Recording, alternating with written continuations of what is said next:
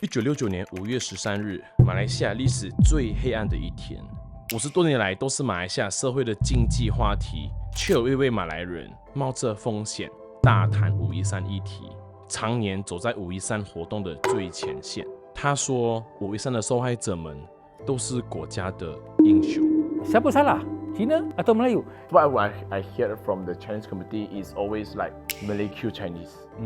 What about Malay? Do Malay agree about this? They talk about the Chinese doing all those bad things to the Malays. There was one UMNO person say, saya rindu Mei 13. Saya, the heck kind of a mindset cakap macam itu. And that is where the muftis and the religious people and all the tokoh Melayu patut hentam this person. But they don't. If there's I just need one answer. In this incident, Mei 13, siapa yang salah? Kita lah.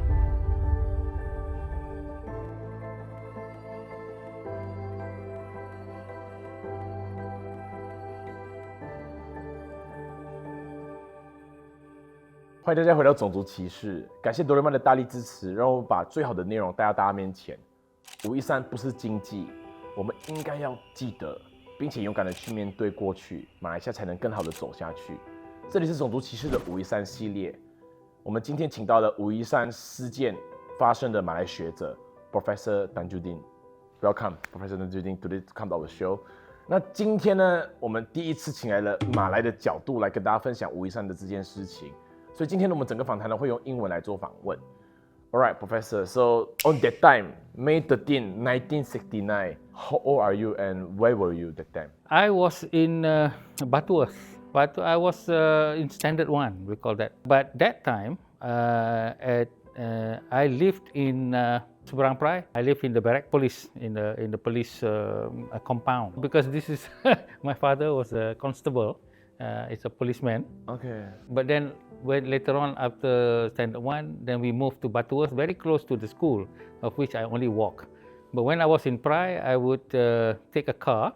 So during that time, we were told that there was some situation and that there was going to be a curfew. Curfew would start at 6 p.m., meaning there would be no more movement or going out before that. So I would be out of school by 5 p.m. 5:30, then wait for the car to come and pick us up. So you still go to school that time? Yes. But you have to like go back home rush? The curfew is on for the whole country, if I'm not mistaken. It's not just for Kuala Lumpur. I have experienced curfews before. The other one, when I was 3 years old, I think it was the probably the incident of confrontation with Indonesia, because my father would always not come home because as a policeman, and sometimes when we see him home, he would always bring a heavy machine gun. Okay, usually he would come home with a pistol.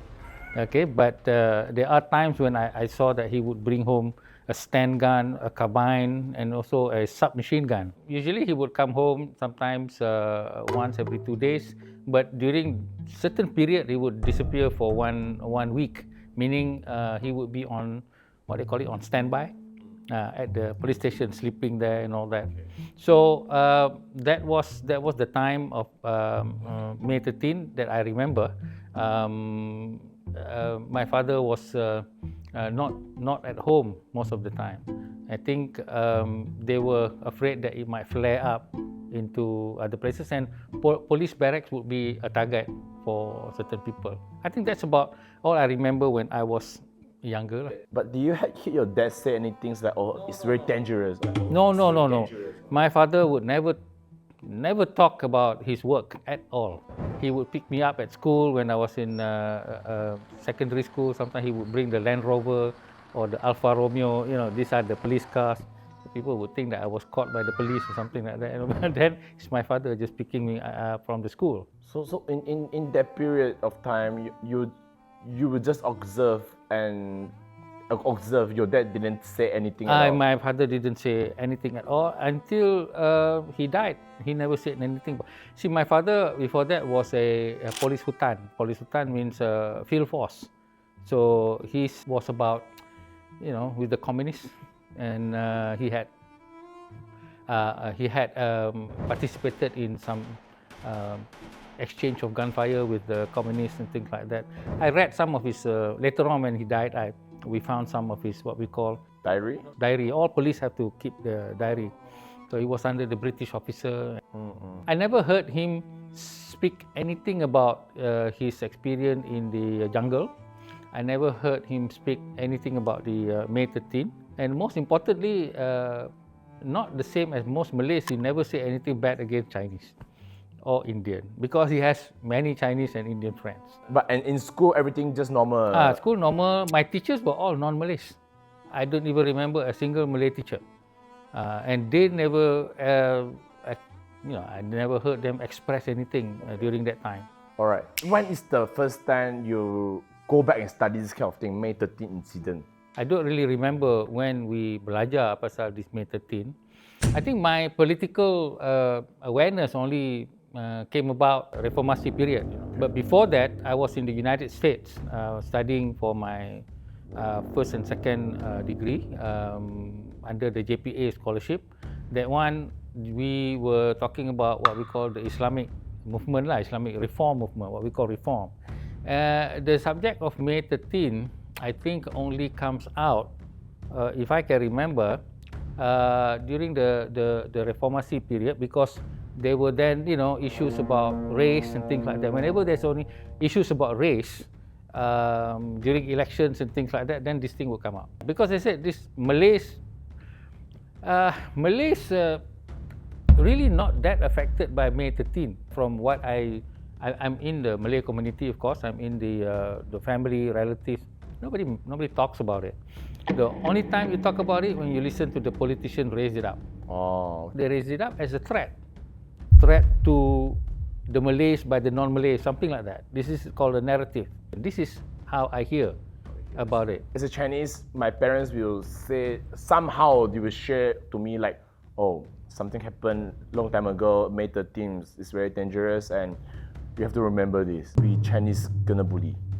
So until 1998, you only baru oh shit, these things I explained before. You only remember, you only link back that time, is it? Yeah, because after 1996, I got my PhD. We have a critical perspective of it. So that's why when I began to hear some politician talk in this threatening manner, usually it's the Malay. Of course, it's always the Malays, politician who will always raise this up to rally the crowd. Because now I understand politics a lot, so I can understand their tactic and their strategy. So at that time, of course, I didn't understand, and I said, okay, why are you mentioning May 13 like that? And so I began to just read on my own, little bit pieces here and there. And of course, it was the Reformasi period. The Reformasi period was a very, very significant. Islamic reform movement was supposed to take the Malays away from being racist. Okay. Where you see the government can do that to anybody just like that, especially the black eye of Anwar Ibrahim, where the chief of police, punched him, kicked him to the point that he had all this injury and almost left him to die. That was the blackest period that we were listening to all that. Okay, and this was supported by the whole agency of government, the religious agency. So the authority didn't say anything about it. That was the time I saw, what the heck is going on? I said, you are talking about all this morality, and then suddenly this thing happened, and silence from the university, silence from the religious institution, okay, and silence from the leaders especially. Now the leaders who are there, they are all UMNO members who were silent because, they were part of the, because Mahathir, you don't go against Mahathir during that time. Okay, so that was the situation. Okay, if a Malay that have this kind of thinking, how would you look at the incident May 13? Most of the Malays, as I said, when they talk about May 13, it's always, number one, they don't have a lot of information on it. And those who are quite old and actually saw May 13, they will always quote what they see, which also the same thing, the idea of one race against another race, that sort of thing. So that is how it's being portrayed. No one is interested, Okay, here's a problem. Usually, we are taught somebody is wrong, somebody is right. You know, that is how we are taught in the school. Okay, philosophically, and if you grow older and then you read a lot and you reflect a lot, there is no such thing as right or wrong pun. Okay, there's only what we call perspective. And then there's always intention. What is the intention will then go with the perspective. So same thing about history. Then I also learned in my PhD about history. Apa itu history? In many of the books that I read about history, history is actually, that's why it's called history, a story. His story, not her story, but His story, his story, okay? So it's a story.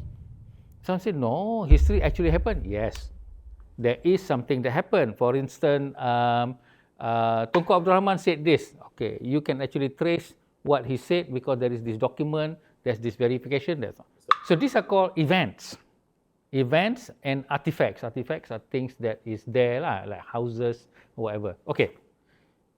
The other part of history is interpretation. Ini masalah. Okay, why did it happen? That's interpretation. Then we have also another thing called narrative. Narrative means put the whole story in perspective. Okay, so jadi kalau you put the whole story, then it becomes a kind of a story. Same thing with the May 13, you have a narrative of one race against another. That's a story. Okay, so once you have that, then the interpretation follows from that. If you take 10 scholars, they'll have 10 different versions of the narrative and the interpretation. There's also events. There are some events you will choose to talk about, some events you won't choose to talk about. So that's called selection of event. Okay, so why? Because you want to fit into a certain kind of story. So that's why, for me, I look at it philosophically and I say, okay, because history, you name any history, you will never be able to know exactly what the truth is. We cannot verify what actually happened, what triggered the thing. And then you want to talk about May 13, come on lah. Long time ago. Long time ago, the Prophet's time, lagi lah. Okay, this is the problem of humanity lah. They cannot live without history, but history is the one that causes a lot of conflicts between communities.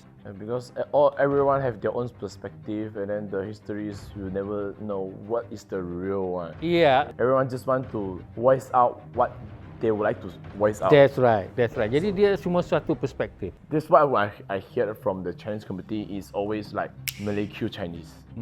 What about Malay? Do Malay agree about this? As I said, always they talk about the Chinese doing all those bad things to the Malays. That's what Malays say. Yeah, they don't talk about the Malays doing bad things to the Chinese. Never. Oh. If you have someone, let's say he does a research and then he found, wow, there's Malays yang started it. You think he's going to naik pangkat or being given a datukship or anything like that? It's not going to be, no, he's going to kill his own career, I suppose. My sadness is always to have a conversation with like 10 intellectual Malays, and then they can be more open and also be more generous and also philosophical, but I cannot find any. Jadi all of us, kepala otak semua sudah jadi industry based. Okay, in industry based like the computer, 1 or 0, 1 or 0, 0 or 1. Dia tak ada benda tengah-tengah.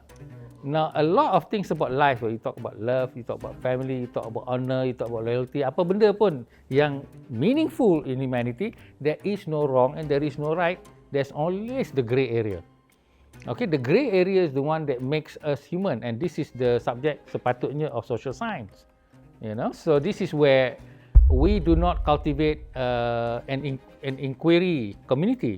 We are only a community of yes or no. So I suppose from what Professor said just now, your perspective is obviously never one is right or wrong. It's always like no answer. Yes, because a lot of times we are trained that if you have a question, then you must have an answer. So this is the problem when you need an answer. Okay, siapa salah? Cina atau Melayu? Yeah. You must always have, why should you have an answer? And that's why I said to the student, why must, when I ask the question, that you respond with an answer?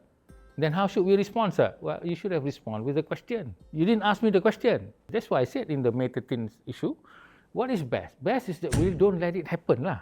So when you say like that, then you hear people threatening, and the saddest part was when GAMIS, Gabungan Mahasiswa Islam, a group of young Muslim graduate university student, threatened Dong Jiang Zong during the Jawi issue.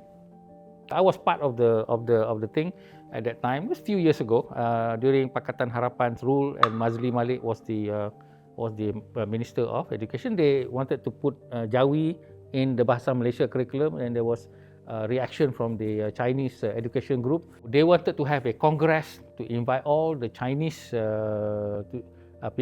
educators to come to Dong Jiang Zong, which is in Kajang. I told Dong Jiang Zong, don't do that. If you want to do this congress, number satu, don't speak Chinese. Number dua, invite me, dia kata.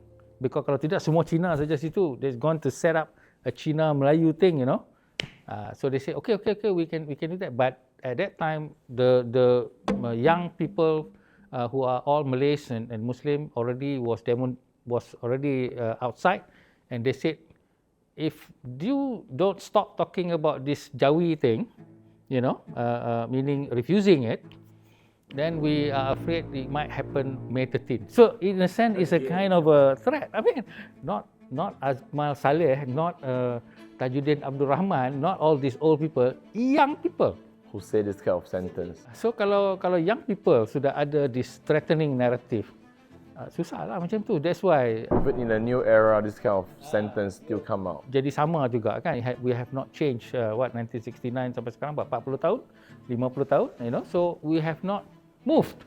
But Professor Tajuddin, when have this kind of mindset? Like before this, will you think this way?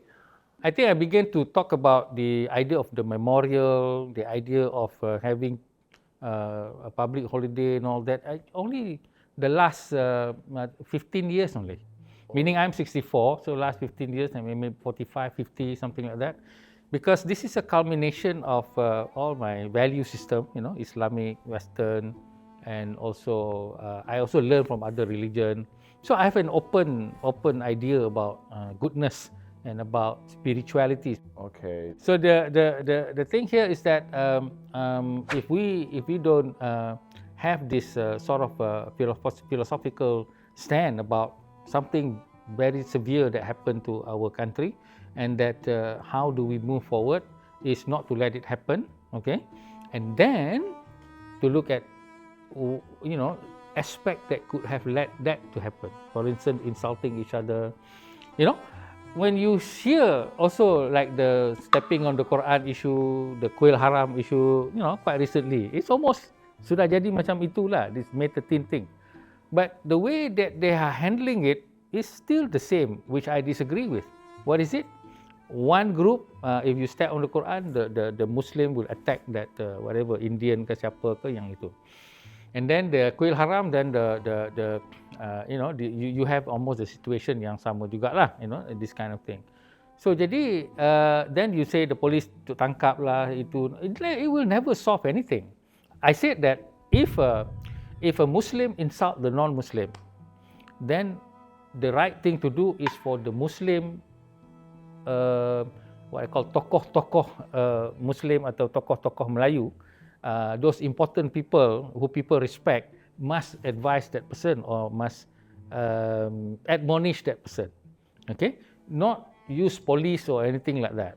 So is this the reason why you want to voice out for the May 13th? In Islam, it says if you see something wrong, you either do it with your hand, or do it with your mouth, or you just hate it with your heart. There's the three things. But the problem here, what is wrong and what is right is also another problem. The same thing also about history. The problem of history is that we talk about history of Malaysia, okay? But people keep harping on sejarah Melayu and all this kind of thing. Okay lah, you begin with that. But the more important is history Malaysia. What is history Malaysia? The narrative of history of Malaysia should be that all the races contribute to the growth of the country. But the narrative that has been presented is only one group that was here originally, which is not true, but it was created the idea that this group was here, and then they were the one who championed the idea of Malaysia, and then this other group, dia pendatang, they just come here and then we just accommodate them, and then they, okay lah, that is one part. But then, well, we are 60 years already. Okay, 60 years have done a lot of things, so we need to renew the history and write more about the history of how the development of Malaysia, with these people coming into, they give a contribution, like I think the Christians, they built schools, right? The missionary schools, and then the Chinese also set up some hospital. I think Hospital Tanglin, and then it was also becoming part. All these are things that needs to be shown to the people that all of us contributed this, contributed that. But all the time we talk about history is about the politics of this and the politics of that, and tokoh sini, tokoh sana, and you choose which tokoh to talk, and you forget. History is not made up of tokoh alone. It's also made up of you and me. What we are doing here is also history, because if it is important, then it is history lah. The best history is the one that records a lot of things rather than just one single thing. And also the best history is the one that keeps the quote-unquote answers open, not close it.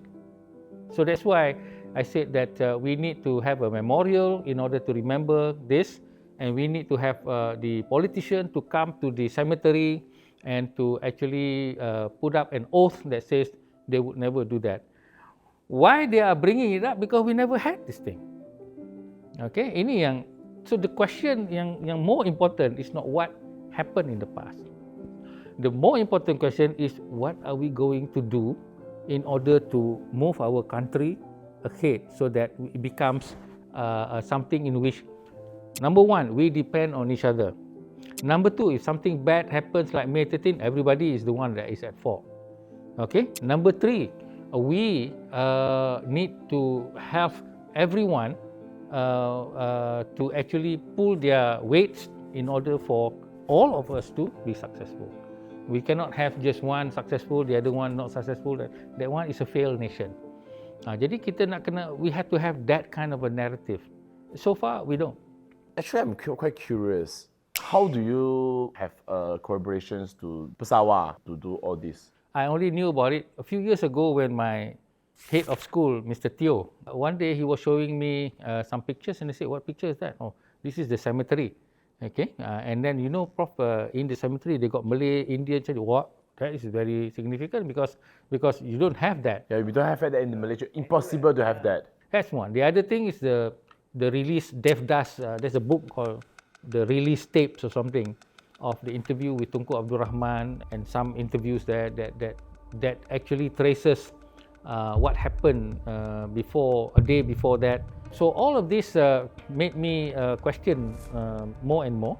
Now when I got, then Mr. Teo introduced me to the Pesawat because he was part of the, also very active there. That's when you saw me give the speech. And after that, there is a situation where they are trying to get that to be verified as the, imagine that. But so far, no federal law, no state law verify that those are the two cemeteries where the people who died during May 13 was buried. They designate it as kubur Cina. Okay, even though ada Melayu ada, but nobody. But here there is a narrative that only Malay punya thing saja yang important, yang lain tu better not to have lah. So this one is wrong lah for you to have that kind of perspective. Jadi susah lah. Even the idea of bak kutih being what? National food. National punya tu pun tak boleh. Dia kata, oh ini sebab dia ada babi. One argument, some bak kutih tak ada babi. But for me, so what? Dia ada babi, jangan makan lah. But it's a national. Oh, national tak boleh. Dia kena ada Islam. Dia kena orang. Why should it? Okay, it is part of dia punya culture, and then we are one family. Sepatutnya tak apalah. Nobody's asking you to eat it. Okay, but it is part, and other people from other countries will come and eat it. So what is the problem there? Oh, tak boleh. So this is, and who says this thing? Professors.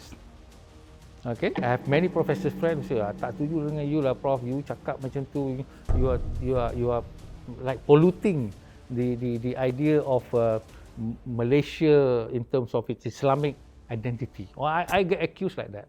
So a lot of professors doesn't agree. Even they are professors. Because they are not philosophy. They are semua engineering, their science. This is our fault lah. I know because I interview all these people who wants to become professors.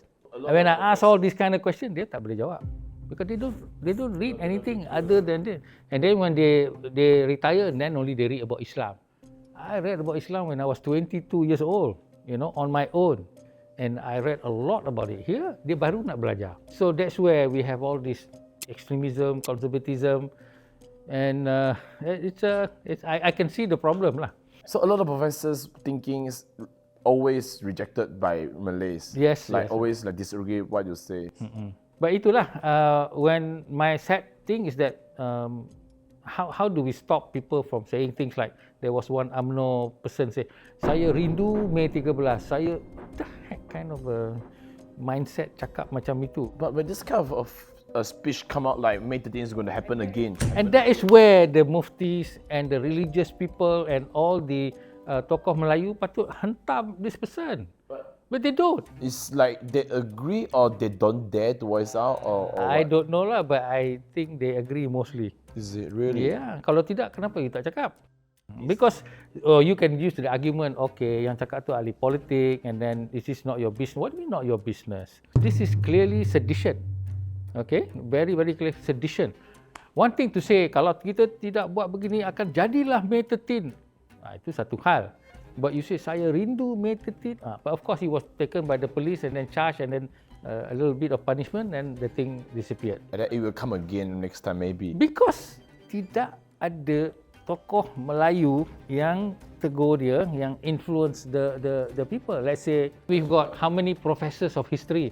Go and look at the internet, ada 20 public university, ada jabatan and then ada history. You can see all the academics and history there. Kenapa tak cakap something about it? If you say something that is good for the country, then do it lah. That's why I'm more forced to believe that they are also agreeing with the narrative. If I just need one answer. In this incident Mei 13, siapa yang salah? Kita lah. Malaysia. Yeah, Malaysian. Bukan Melayu? No, bukan Malaysian. Chinese, bukan Indian. It's all of us. Because I'm very convinced after 20 years, first I blame my own race, but then after that I blame politicians. And then of recently, I see a lot of non-Malays, the way they think the way they look at politics, the way they look at things has never changed. I said, you ask for change, but you sendiri tak bertukar. The true change that comes to Malaysia must start with us.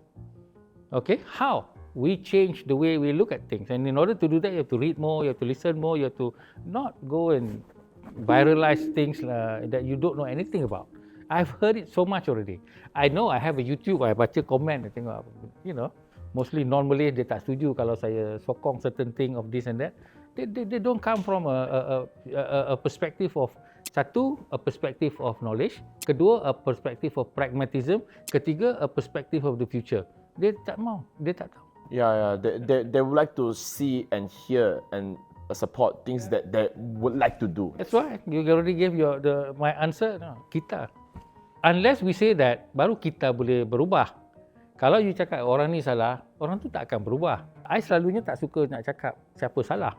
But since you ask that question, then the best answer is semua lah. Salah, then baru kita boleh bergerak kepada how to improve our future. I think that's the thing that we can do. It's not like continue to point on who are the one that is wrong. Alright. Okay, last, what is your hope, expectations in future for Mei 13? Number one, as I said, if we can have a memorial and first of all gazette the cemetery as a very important historical place. Okay. Number two, if we have a memorial so that we can honor all who died. Because as a parent, you don't have children. I don't know how parents feel when suddenly they hear their son has been killed and only 1 week later. Okay, because we don't have fast communication then, and suddenly he's buried somewhere. That's a very, very painful thing lah. Okay, even though I did not experience it, but as a parent, I know lah.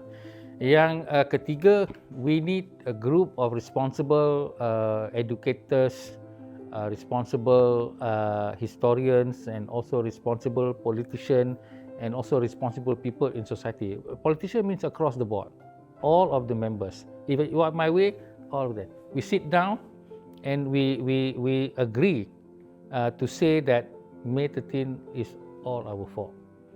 And then we put up the idea, macam yang saya cakap tadi lah, that in order to move forward, we need to not work with each other, we need to depend on one another, we need to honor one another because we depend on one another. I've given a lot of talks about that. So if you do not have that, then the younger generation nak belajar apa? Okay, if these people do not put up this narrative of history, then dari universiti ke apa nama anak-anak kita, what are you learning? Okay, you are learning the same poison that your parents learn and their grandparents also learn. And sampai bila it will never disappear. So that is my hope. Have to voice out, like it's not that sensitive because for now because I make a lot of content about it, and then a lot of comments say this is a very sensitive thing and better not to talk about it, and I feels like it's not right, and it's good to talk about it so we can always remember of this history. On last year on the place, I remember what professor says, like they are pahlawan. They sacrifice and they let us learn a lot of lesson so Malaysia can improve better.